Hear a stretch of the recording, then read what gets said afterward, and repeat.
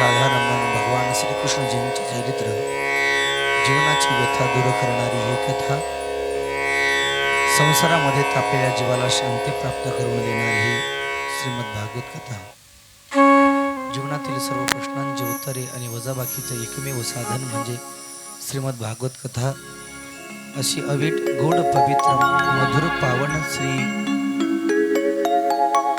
भगवंताची ही पवित्र अशी गोड कथा। आज कथेचा सांगतेचा दिवस। कैलासवासी संभाजीराव शिवाजीराव पानगटवार यांच्या स्मरणार्थ घडून आलेला हा ज्ञानयोग सोहळा सांगतेकडे वाटचाल करत असताना 6 दिवस सुखाचे कसे गेले आपल्याला कोणालाही पत्ता लागला नाही, आणि आनंदाचे दिवस, चांगले दिवस लवकर लवकर निघून जातात हे कळत नाही, आणि दुःखाचे दिवस मात्र लवकर लवकर जीवनातून जात असतात। जे आनंदाचे दिवस आहेत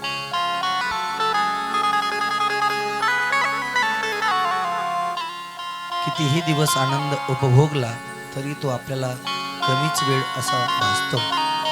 रोज आपण 4-4 तास कथा श्रवण केली, मोठ्या आनंदाच्या वातावरणामध्ये आपण सर्वांनी ज्ञान यज्ञाचं रसपान केलेलं आहे। आज पूर्णाहुतीचा दिवस, आज सांगतेचा दिवस आहे। कालपर्यंत आपण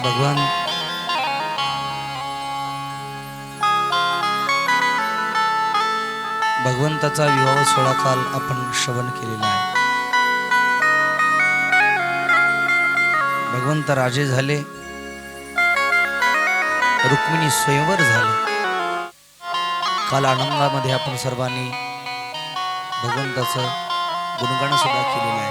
आज नियोजित वेळेमध्ये आपल्याला भगवंताचे राहिलेले विवाह सोहळे सुदाम चरित्र पाहायचं आहे, आणि परीक्षित राजाला कसा मोक्ष प्राप्त झाला याची सुद्धा कथा आपल्याला श्रवण करायची। शुकदेव भगवान राजा परीक्षितला सांगायला लागले, राजन,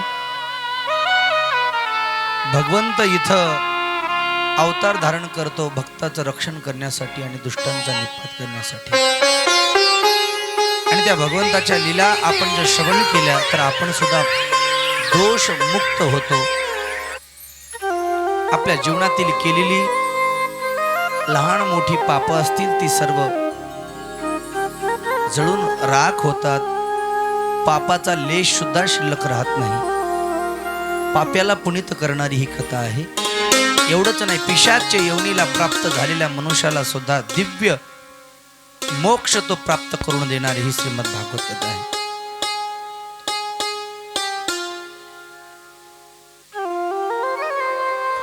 आणि म्हणून अशी गोड पवित्र कथा आपण सगळेजण श्रवण करत आहात।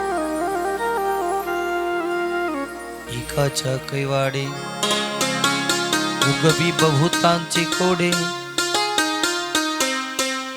आणि स्वर्गीय संभाजी दादा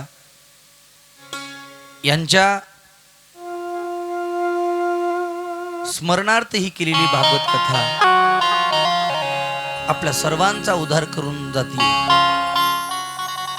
निमित्त मात्र ते एकटे आहेत, पण या कथेचं आयोजन करते,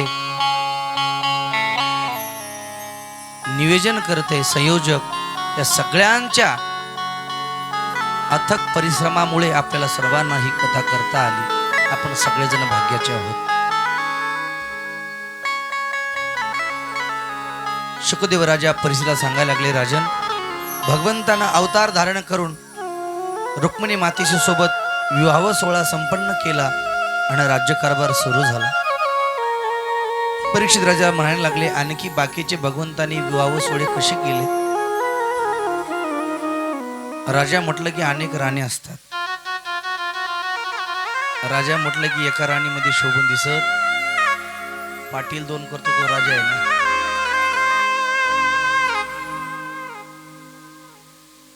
शुकदेव म्हणायला लागले, राजा ऐक, तो भगवंत परमात्म्याने अनेक विवाह सोहळे केले, ते कसे कसे केले त्याचं सविस्तर चिंतन आपण पाहणार. भगवंताने रुक्मिणी मातेसोबत पहिला विवाह सोहळा केला.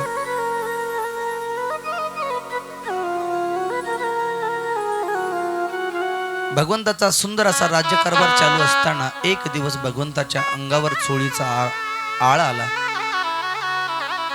चोरी केली सत्राजित नावाचा राजा. त्या सत्राजितानं भगवंताच्या चारित्र्यावर एक डाग लावला की भगवंताने आणखी सुद्धा चोरी करायचं सोडलं नाही. कारण का, त्याच्याजवळ एक शमंतक नावाचा मणी होता. त्याचा भाऊ प्रचेता तो शमंतक नावाचा मणी घेऊन प्रसेन, आणि तो प्रसेन तो शमंतक मणी घेऊन जंगलामध्ये गेला. पण जंगलामध्ये गेल्यानंतर तो शमंतक मणी एका सिंहाने गुहेमध्ये नेऊन ठेवला आणि इकडे सगळ्याला सांगितलं की भगवंतानेच माझा मणी चोरला.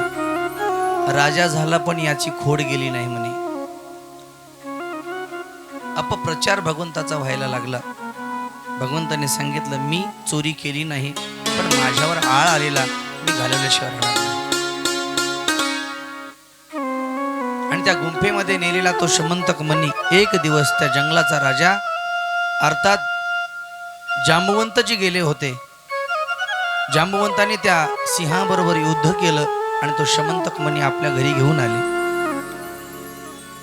भगवंताच्या कानावर बातमी गेली की जांबवंतजींनी तो शमंतक मणी आपल्याजवळ आणून ठेवलेला आहे. आणि भगवंत तो शमंतक मणी आणण्याकरता त्याच्या गुहेमध्ये गेले आणि जांबवंताला म्हणायला लागले, ए जांबवंतजी, तो मणी परत द्या.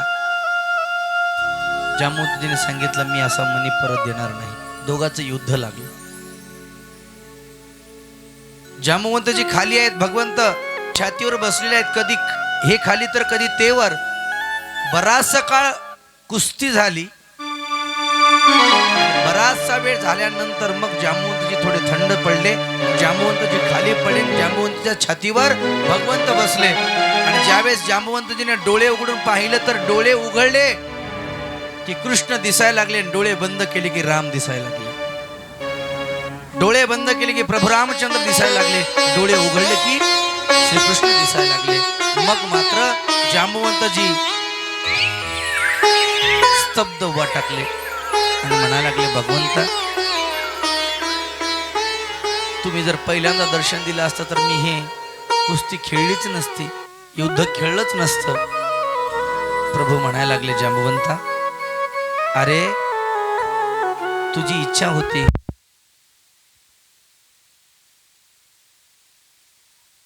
आणि मग जांबवंतजी सुद्धा खुश झाले. भगवंत म्हणायला लागले, शमंतक मणी द्या. जांबवंतजीने सांगितलं, देवा शमंतक मणी देतो, पण माझी एक विनंती आहे. म्हणे, कोणती? काय नाही, माझी एकच सुलक्षणी अशी एक कन्या आहे, तिचा तुम्ही स्वीकार करा. प्रभूने सांगितलं, या अवतारामध्ये नकार कोणाला द्यायचा नाही, होकार द्यायचा सगळ्यांना. प्रभूंनी जांबवंतजीला सांगितलं, तुमची कन्याला मी वरून घेतो. आणि मग जांबवंतांनी आपली जांबवंती प्रभूला दान दिली, शमंतक मणी दिला. आता प्रभूला 2 बायका झाल्या. जांबवंतजी घरला आणली, शमंतक मणी आणला आणि ते शमंतक मणी घेतला आणि सत्राजिताने आळ घातला होता. त्या सत्राजिताच्या राजामध्ये नेऊन परत करणार या उद्देशाने प्रभू शमंतक मणी घेऊन सत्राजितच्या राजामध्ये गेले. आणि सत्राजिताला सांगतायत, सत्राजित ऐक, तुझा शमंतक मणी मी चोरला नव्हता, माझ्यावर खोटा आरोप घातला, पण हे घे तुझा मणी. आपली चूक माणसाला कळाली पाहिजे. माणसाला चूक कळाली की त्याचं प्रायश्चित्त आपल्याला लगेच मिळत असतं. सत्राजिताची चूक सत्राजिताच्या लक्षात आली. सत्राजित भगवंताला शरण आला. भगवंताला म्हणायला लागला, माझं चुकलं प्रभू, मला क्षमा करा. आणि तो शमंतक म्हणे तुमच्याकडेच राहू द्या, मला नको म्हणे तुझा म्हणे. आणि मग सत्राजित सुद्धा भगवंताला शरण आला. भगवंताने त्याला माफी दिली.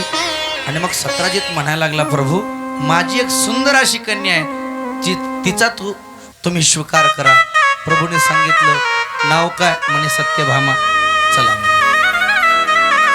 बाहुल्यावर कितीदाही चढायला तयारच, नको कोणालाच म्हणायचं नाही.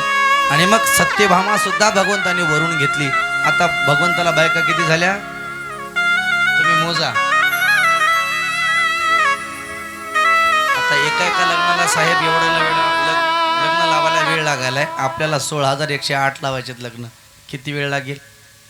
आपल्याकडे शिल्लक आहे आता 2 ते 2.25 तास शिल्लक. सांगायचे का विवाह सोहळे सगळे?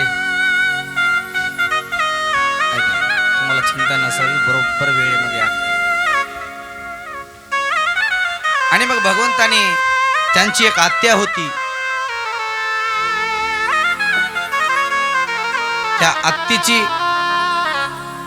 मुलगी भद्रा, तिला श्रुतकृती असं म्हणतात. आणि तिचा सुद्धा भगवंतानी स्वीकार केला. आता भगवंताला झाल्या 4 आणि एकंदरीत अशा पट्टरण्या भगवंताच्या 8 आहेत. कालिंदी, मित्रविंदा, सत्या आणि लक्ष्मणा, ह्या 4 आणि त्या 4 किती झाल्या? 8. एका साईडनं नाव सांगतो, आता लक्षात ठेवा. रुक्मिणी, जांबुवंती, सत्यभामा, कालिंदा, मित्रविंदा, भद्रा, सत्या आणि लक्ष्मणा. किती झाल्या? 8 झाल्या का? बरोबर. आणि मग आता भगवंत सुखी संसार करायला लागले. थोडे दिवस झाल्यानंतर एक दिवस सगळेजण देवादिक भगवंताकडे आले, म्हणायला लागले, भगवंता भौमासुराचा आता एवढा प्रसार व्हायला लागला, अत्याचार करायला लागलेला आहे. सुंदर युवती दिसल्या की त्याला तो बंदीशाळेमध्ये बंद करून ठेवत आहे. अशा भौमासुराने 16,100 स्त्रिया बंदोबस्त करून ठेवल्या होत्या. आवडले की बंदीशाळेमध्ये टाकायची. आणि मग भगवंत त्याच्यासाठी सज्ज झाले, त्याच्याबरोबर युद्ध केलं,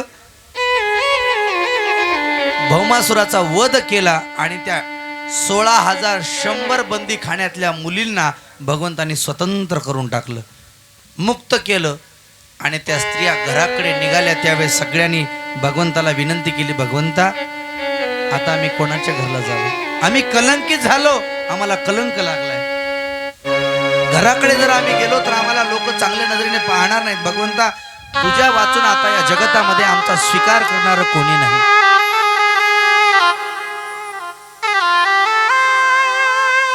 भगवंत म्हणायला लागले, मला आधीच भरपूर आहेत, आता आणखी तुमचा कसा स्वीकार करायचा? त्यांनी सांगितलं, तारो या मारो, तुझ्या जीवावर आम्ही जगतोय, आता आम्ही घराकडे जाणार नाही. मग काय म्हणणं आहे? त्यांनी सांगितलं, काही नाही, आता आम्ही कलंकित झालो, भगवंता तुझ्याशिवाय आमचा स्वीकार कोणी करणार नाही, आमच्यासोबत दुसरं कोण लग्न करणार? भगवंताने सांगितलं, तुमची इच्छा आहे ना, अनन्य भावानं शरण आलात ना, मग तुमचा मी स्वीकार करतो. आणि मग भगवंताने असा मोठा मंडप टाकला, डेकोरेशन टाकलं, सगळे आणखी एकदा सगळे बोलावले. आणि भगवंतानी पहिला या जगतातला सामुदायिक विवाह सोहळा संपन्न केला. एक एक नवरी, एक एक नवरदेव भगवंत प्रत्येकाच्या समोर उभा टाकले. आणि एक एक नवरी असा मंडप भव्य दिसायला लागला. सुंदर असे वाजंत्रे गाणे वाजायला लागले, सनई सुरामध्ये वाजत होती, सगळेजण आनंदामध्ये गाणे गात होते. भगवंताचा विवाह सोहळा पाहण्याकरता सगळ्या देशीचे राजे महाराजे सगळे उपस्थित झाले होते. आणि सगळ्यांच्या उपस्थितीमध्ये भगवंताचा हा विवाह सोहळा, सामुदायिक विवाह सोहळा संपन्न होत होता. सगळेजण आनंदामध्ये डोलत होते. आणि ज्यावेळेस शेवटची मंगलाष्टिका झाली, सगळ्यांनी आनंदाच्या वातावरणामध्ये उड्या टाकत भगवंताचं स्वागत केलं. आणि मग भगवंत आता एकंदरीत 16,108 पत्न्यांचे मालक झाले. या 100 स्त्रिया दुसऱ्या कोणी नाही, ह्या वेदाच्या ऋचा आहेत. या कोण आहेत? वेदाच्या ऋचा आहेत. त्याचा भगवंताने स्वीकार केला. ऐका, भगवंतानी एवढे विवाह सोहळे का केले याचं दुसरे कारण सांगतात डोंगरेजी महाराज. कारण का भक्ताची प्रत्येक वासना इच्छा भगवंत काय करत असतो? पूर्ण करत असतो. ऐका, राम अवतारामध्ये भगवंत कसा होता? एक बाणी, एक वचनी आणि एक पत्नी. पण या अवतारामध्ये भगवंताचं कसं आहे? बहुवचनी, बहुपत्नी आणि बहुबाणी.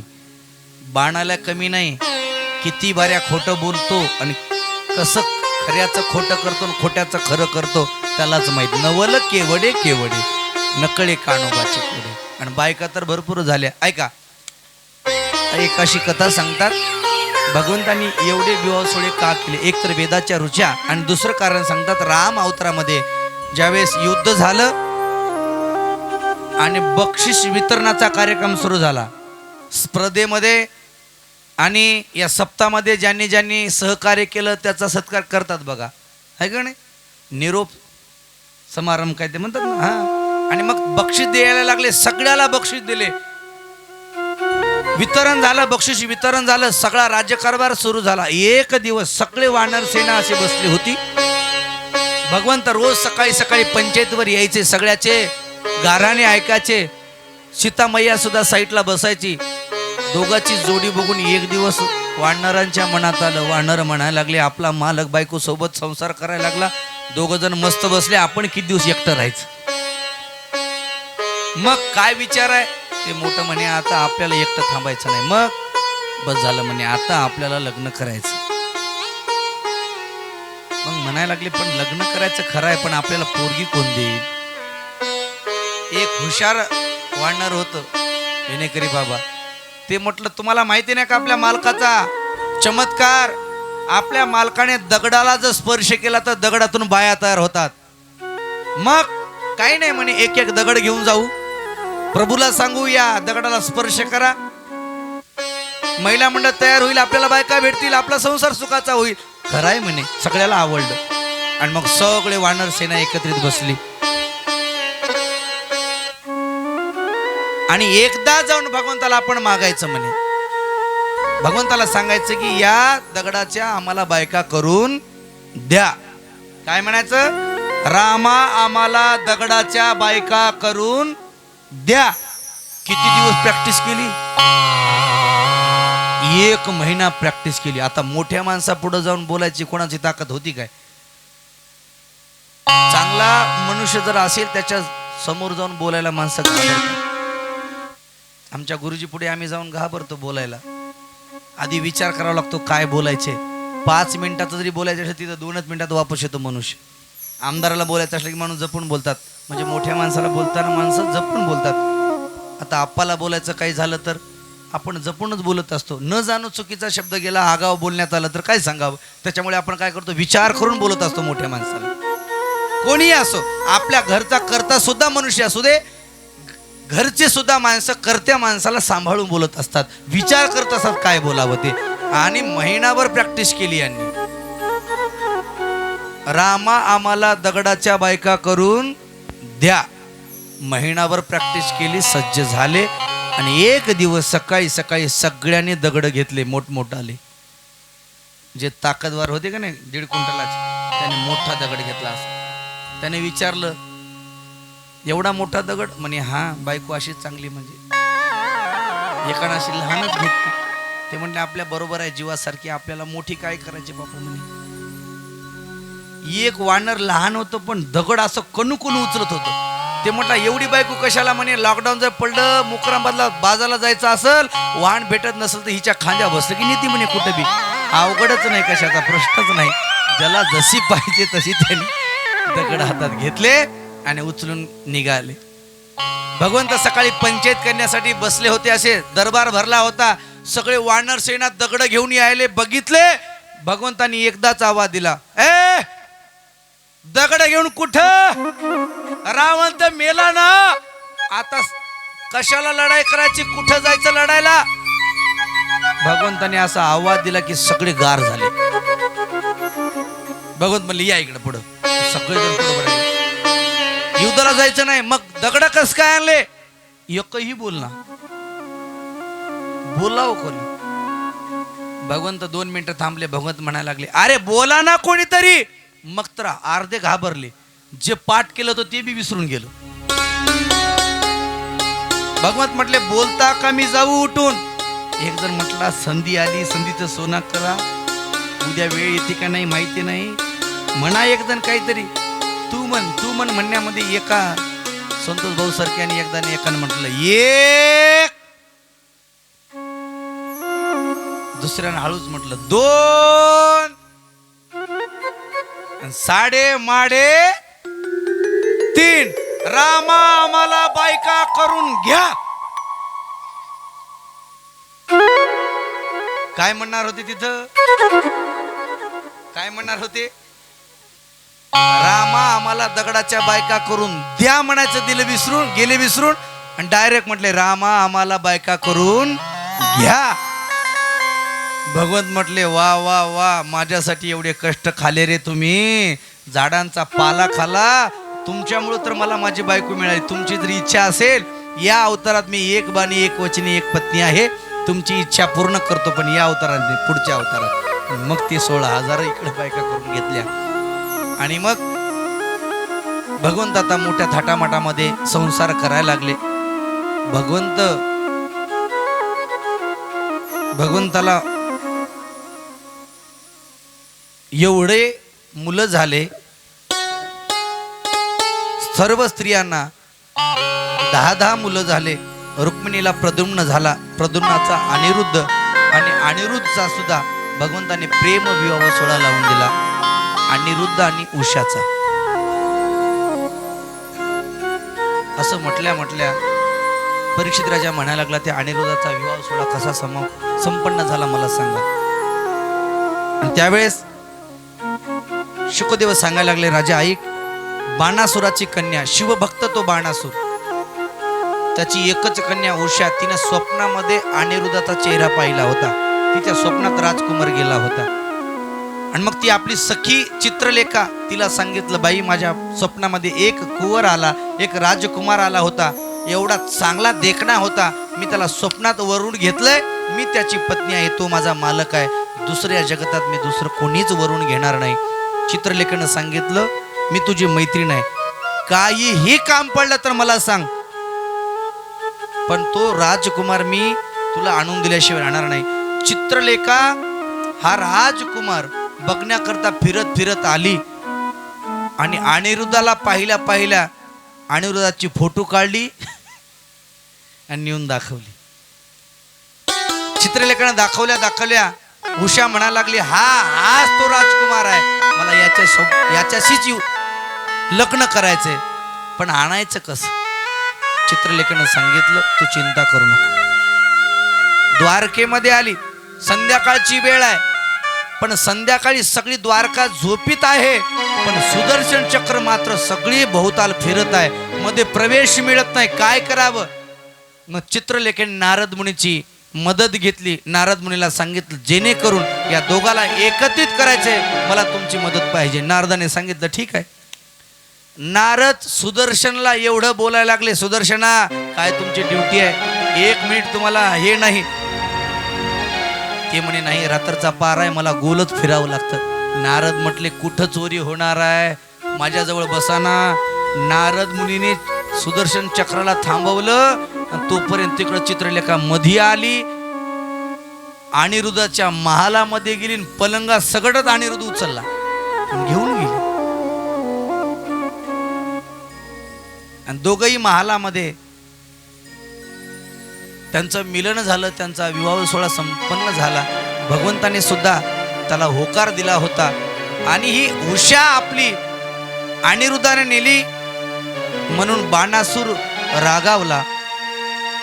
मग बाणासुराला सुद्धा शांतवन भगवंतांनी केलं. आणि या अशा पद्धतीने अनिरुद्ध आणि उषाचा प्रेम विवाह सोहळा संपन्न झाला आणि मोठ्या उत्साहामध्ये त्यांचा राज्यकारभार चालू होता. आणखी सुद्धा द्वारकेमध्ये आपल्याला सगळं पाहायला मिळतं महाराज. भगवंताचं राणी महल कुठं होता, भगवंत पहिल्यांदा कुठं गेले होते, भगवंताचं ज्या ठिकाणी लग्न झालं ते रुक्मिणी माता जिथं तहान लागली म्हणून थांबली होती, भगवंताने तिथं बाण मारून पाणी काढलेली जागा आणखी सुद्धा आहे. त्या वाळवंट प्रदेशामध्ये कुठंच पाणी मिळत नाही, सगळं खारट पाणी आहे. पण भगवंताने जिथून बाण काढून पाणी काढले ना, ती जागा आणखी सुद्धा सुंदर आहे. तिथं रुक्मिणी मातेचं मंदिर आहे आणि असं वाळवंट आहे. तिथं भगवंताने मंडप दिला होता. आणखी सुद्धा ते ठिकाण आहे.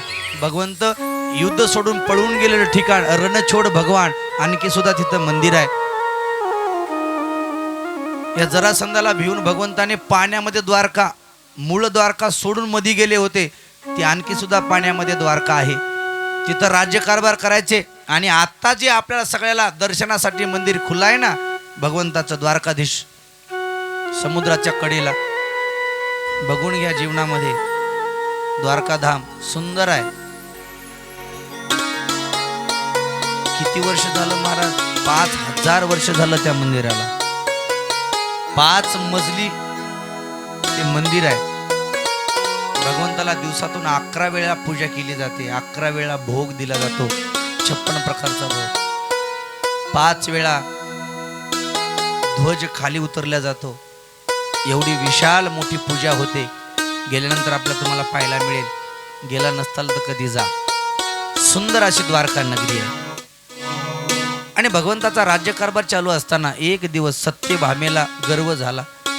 सत्यभामेला वाटायचं की भगवंत सगळ्या राण्यापेक्षा मलाच जास्त प्रेम करतात, माझ्यावर जास्त प्रेम करतात, मीच भगवंताची आवडती आहे. आणि ते गर्व हरण करण्याकरता भगवंतानी युक्ती केली. भगवंत म्हणायला लागले, हिचा गर्व हरण झाल्याशिवाय हिला आपली जागा कळणार नाही. आणि थोडी सत्यभामा थोडी सुंदरच होती सगळ्यापेक्षा. सुंदर असलं की माणसाला गर्व असतोच. पण सुंदरपणाचा गर्व करू नये माणसाने. पण सत्यभामेने गर्व केला. एक तर सुंदरपणाचा गर्व, दुसरा तिच्या बापाने हुंडा दिला होता ना, म्हणून एक गर्व. कारण का शमंतक म्हणी संतोष भाऊ किती बार सोनं देत होता?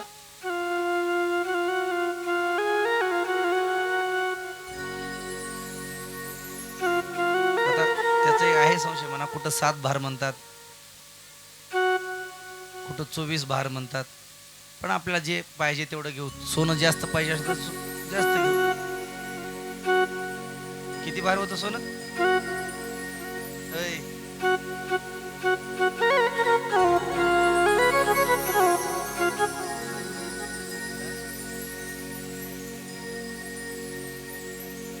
जाऊ द्या, असेल ते असेल. आपल्याला भारच म्हणजे काय कळणार महाराज. कुठं कुठं लिखाणामध्ये येतं मागं पुढं. आणि मग तिला एक तो गर्व होता की माझा शमंतक म्हणी ते 7 भार सोनं द्यायचं म्हणून रोज. 7 भार म्हणजे किती होता आपा? 8 मन.